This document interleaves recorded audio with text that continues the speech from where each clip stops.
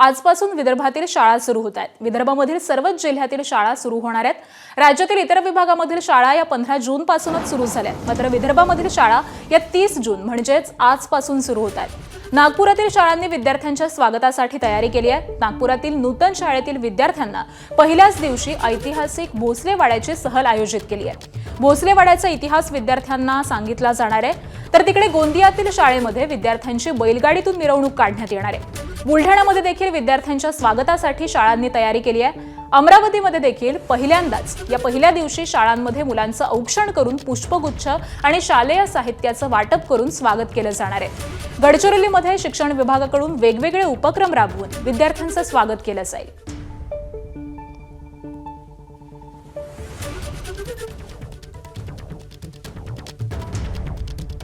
तर विदर्भामधील सगळ्याच जिल्ह्यांमधील शाळा या आजपासून सुरू होत आहेत। उर्वरित महाराष्ट्रामध्ये 15 जून पासूनच शाळा सुरू झालेल्या आहेत, मात्र वाढत्या उष्णतेमुळे हा निर्णय घेण्यात आलेला होता।